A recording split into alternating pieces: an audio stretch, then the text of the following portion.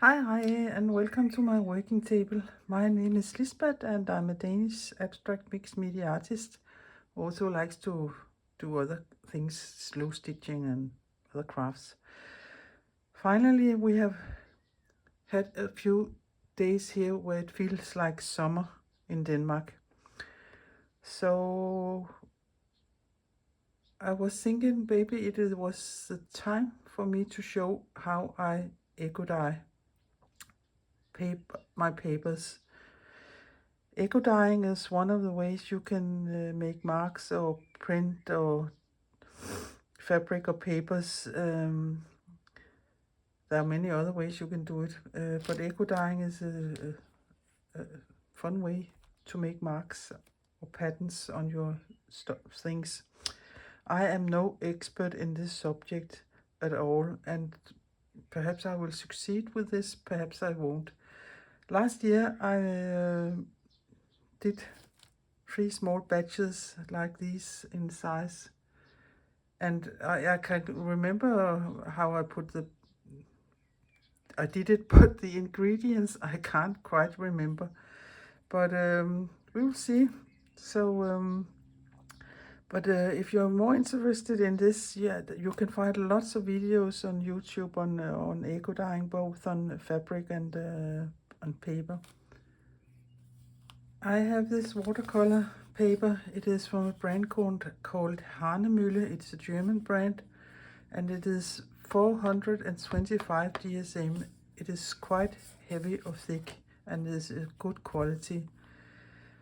I can tell you one of my friends made a bundle of some very cheap, bad quality watercolor paper, and after she had it in the pot for a little while, the paper totally dissolved, and it was a pot of dissolved paper, or paper pulp you can call it. She had, instead of some sheets or like this when she was done, and that's a little crazy to do all this effort and it don't work. So if you want to do it like this in a bundle, make a sturdy, good quality watercolor paper.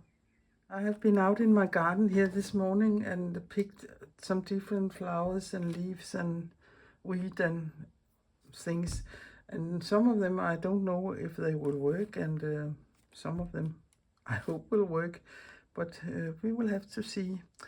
But I think you need more, I don't know if it is called foliage, than you think you need. It takes a lot to put in here. So, but I'll take a sheet of this and start laying some different leaves on here. And sorry for my arm. This is really some small ones here. And perhaps we can take a little yellow flower there. And do I have any more small ones?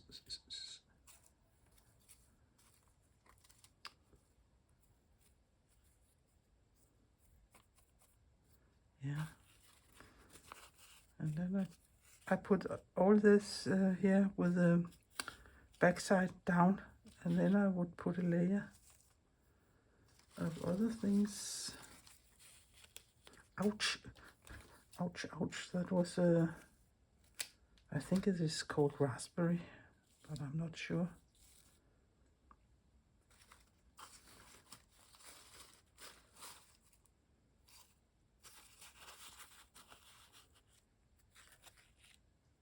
Like this, and then I will take the next paper and place it above like this and squeeze it down.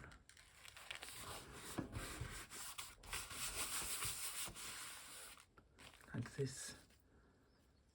Here's another raspberry. Ouch, ouch. And what can we else put there? I have this big leaf here.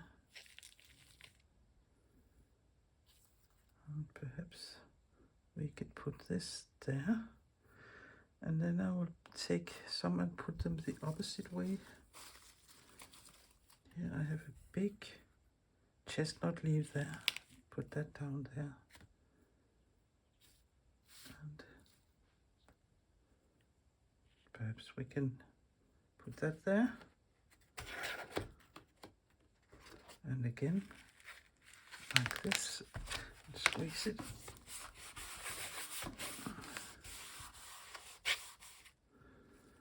I'll take this big thing here with the vein sound. Oh, that was one. It was from here.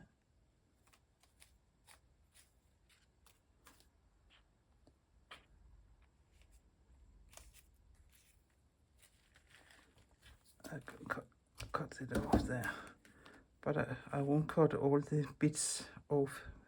That doesn't matter. Here I have this here,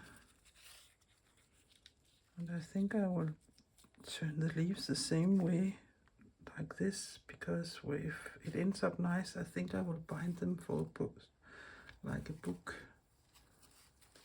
But we'll see. I have this one here, perhaps it could lie there. Again, I will, yeah, this way. This is a little too long, like this. Off with it. And then I have this here. I don't know what the name is in English is, but in Danish it is called a butterfly bush. Put that down there.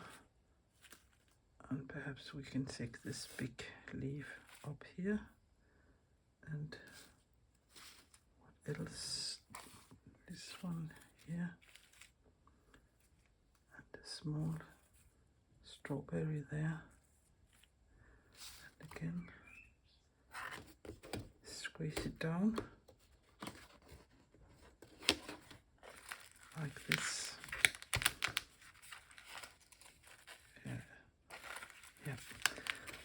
I will continue with that until my pile is big enough or I don't have more papers or more leaves, and be back. So now my bundle is full and I have no more leaves or no more papers, and you can see it became quite fat.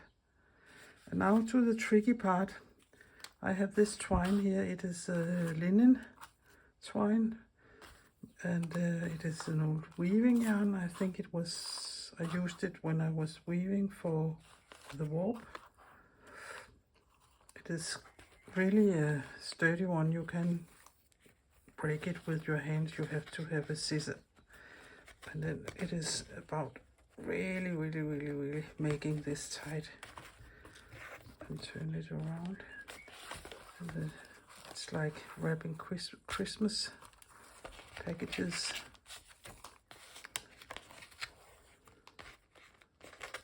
But you can use any kind of twine you have.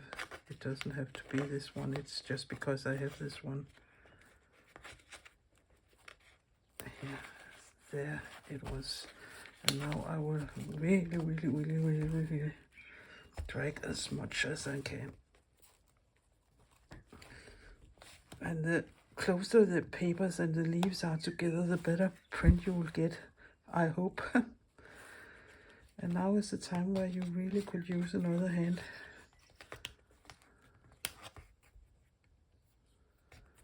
For this knot here. Like this. Yeah. And then I will take this here, the thread here, and just start winding it around my, sorry, I think I will stand up, it is easier for me. And really tie it as much as I can.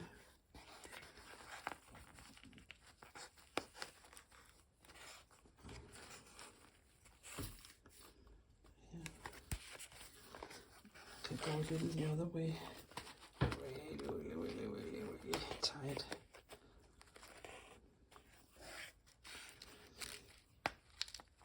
So I will continue with that until all my bundle is really tight with thread.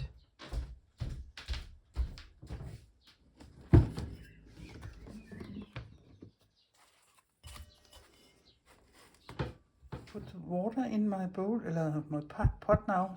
Maybe you can see it. And I think they're 1 or 2 centimeters down to the bundle. So now I will put it on the stove. So now it's boiling, so I will set the lid here and put on and turn the heat down. And I will look at it sometimes, because if the water gets so, I'll take it off again, get lower than the bundle, you will have to put a little more water into it. But yeah, see you later with the boiling, and it has really turned black, and perhaps that's why. It's because I have put, this is a green, it was a green walnut, and I put 5 of them in here in the bath also, and a lot of these rusty things. So perhaps it is why it looks like a witch brew of something. But I like this yummy stuff down here, so I have taken some ordinary cotton fabric and just make it wet, and now I will dump this into my pot here. And sorry for the shaking and so, but I am holding my phone on my hands and filming. That isn't the easiest thing. So, but I will let this be for as long as it takes to get some color into it, and then I will go to my working table, and we can unbundle the other. Unbundle the bundle. I put another brick at the top of my bundle, and this is some kind of stone you use in the garden for making terraces and so. And what it has also got an imprint from the strings of my bundle, and I think it looks quite nice. So now for the exciting thing. So I'm a little nervous. It has turned black, all the things in here, but there's nothing else to do than to remove the strings. And it is a little hot still.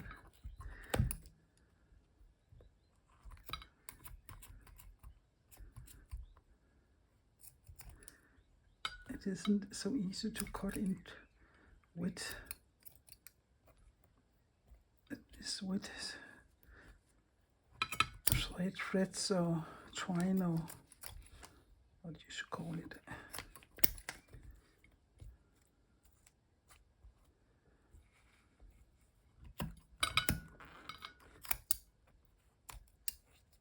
Yeah, let's remove this.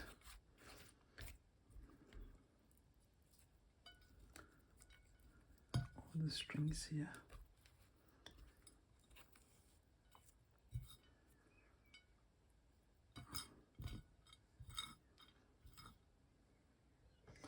I shall really have to wash my fingers when I'm done here with this. So let us see. Yeah. This was the first one. And I will go to my sink afterwards and rinse them, because I can't do that here on camera.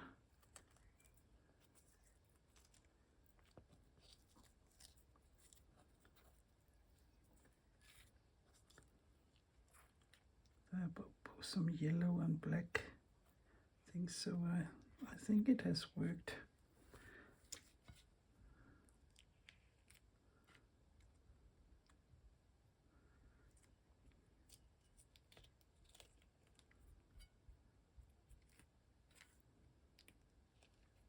Oh yeah,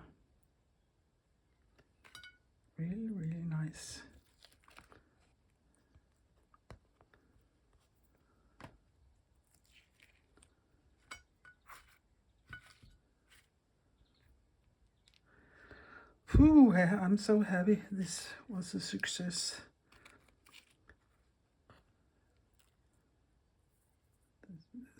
Some of the thin leaves are getting quite smushed out.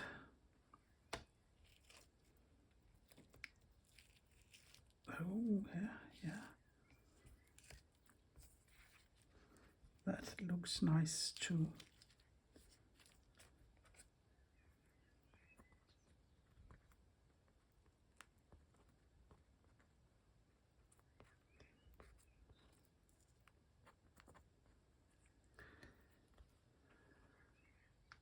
That's lovely.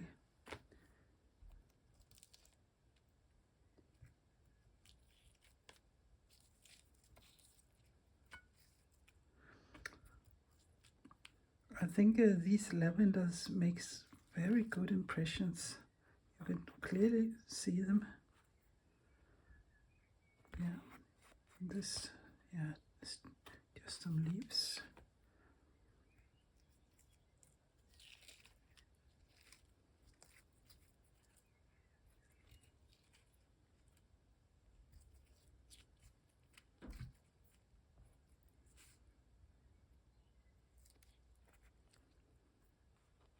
Again, some leaf there.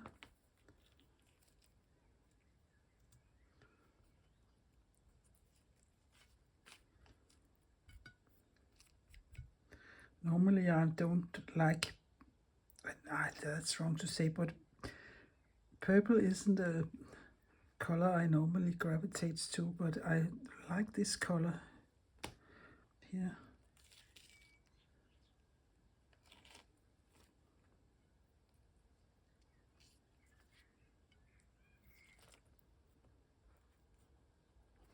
And there you can see that is, I think it is called elderberry. Nee, yo, I think it is.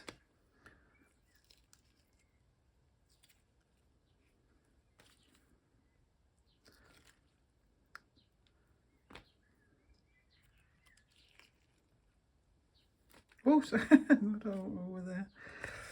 Yeah, and this is a lovely print too. You can see the, oh, what is it called? It is called skvalderkål in Danish. It is called gossamer cabbage, I think, in English. It's something people who really do gardening, they hate because it comes up everywhere and it is impossible to get rid of.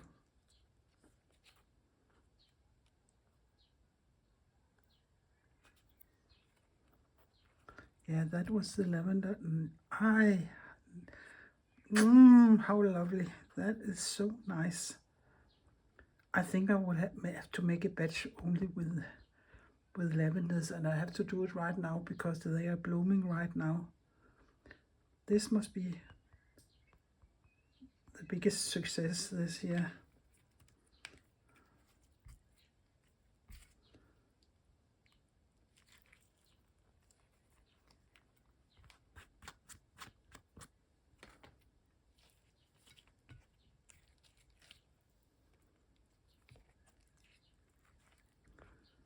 Yeah, and some of the elderberries also.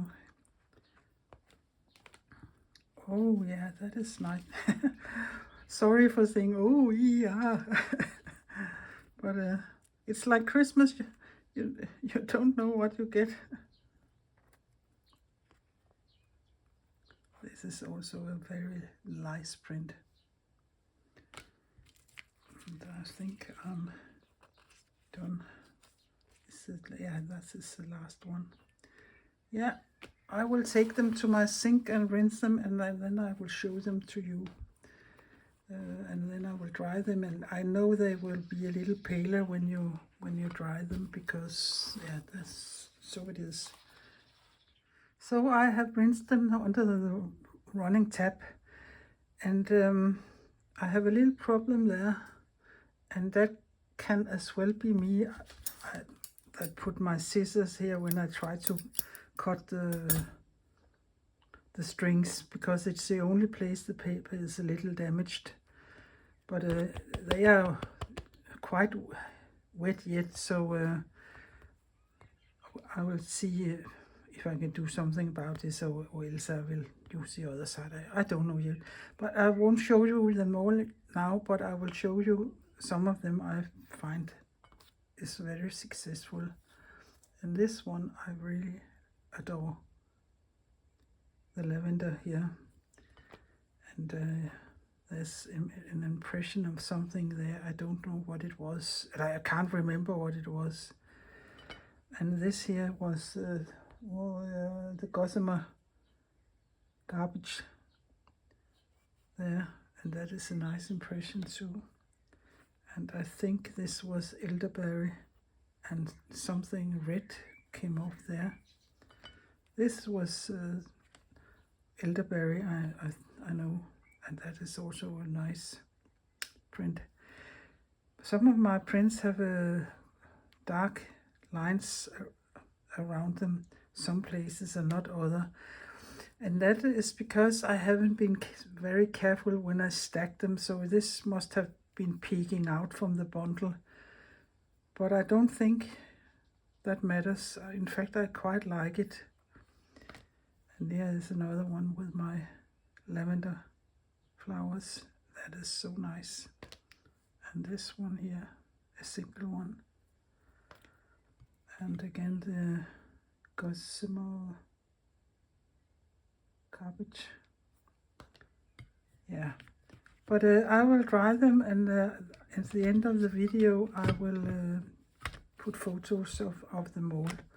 So now the big challenge is to get them dry and get them to dry so they won't go like this, like rye bread who's been in the sun too long, going this way and that way and this way, so to get them to lie flat.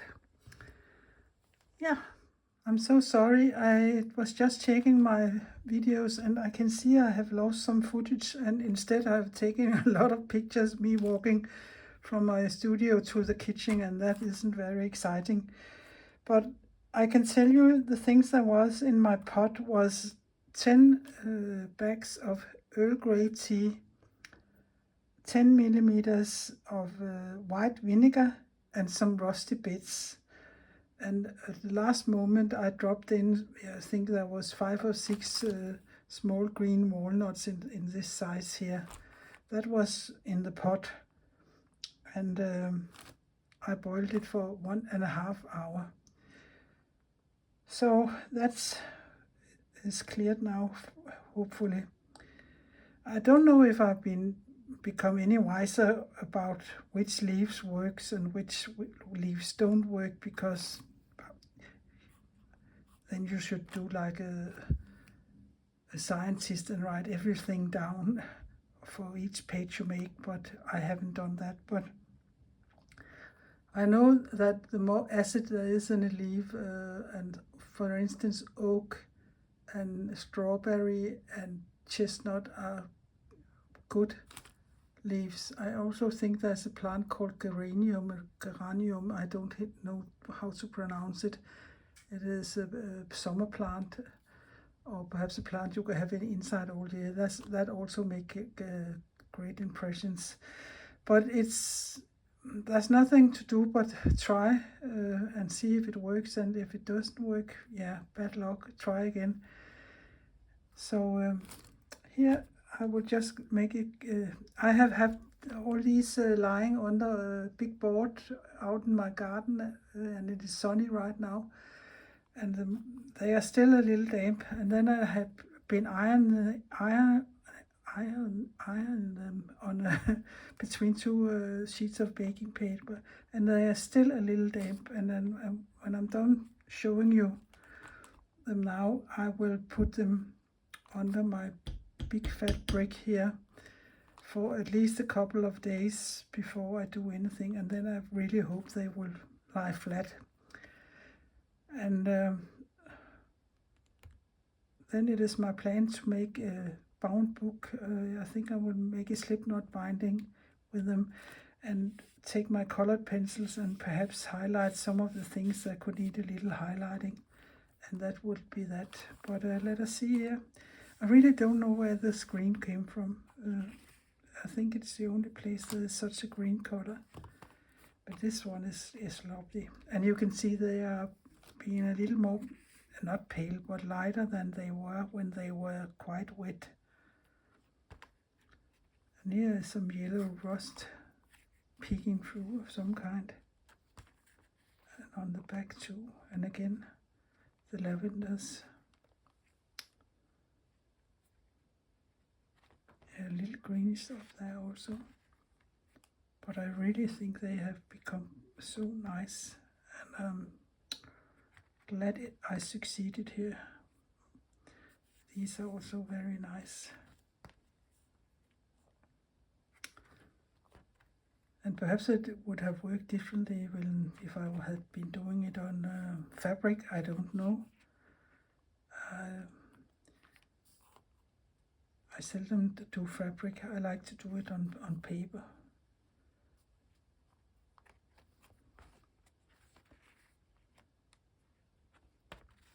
And this is nice there and there. And this was this summer. This is butterfly bush, if it says so in English. Its name is so in English. Yeah, and this was the back or the front. That is not so exciting, but I think I can come in with my colored pencil and do something about them. I will take some close-ups and put it at the end of the video. And here is my fabric that I put in the pot at the last moment, and it has been there for half an hour, and then I put it on the cloth line in my garden, and it's dry now. And this one, Catherine, is for you. I haven't ironed it, as you can see. Yeah, I've been ironing a lot of my paper, so I think this can be like this. But it's a very lovely color, and I really like it. It is a little pale at some places, but don't waste the last thing in your pot. Put some cloth in or fabric in, and you will get nice fabric that has colors that matches your eco-printed papers. I don't hope this video will be too long, but yeah, it is like it is. And like I say, this is the way I am doing it, and a lot of other ways you can do it and get other results. But I think this is a quite easy one. So give it a try yourself and experiment with it. It is this time of year you can get really juicy leaves that can give impressions, and try different things and see what works and doesn't work for you. If you like my video, please give it a thumbs up, and please consider subscribing my little Danish channel. That would be very helpful, and I would appreciate it very much. I will be back when all these are dry and I have bound the book. Maybe I will bind it in the video, I don't know yet, and do some coloring on places I think it needs a little more. So I will be back with another video where I use these. So until then, take care, be creative, and bye bye for now.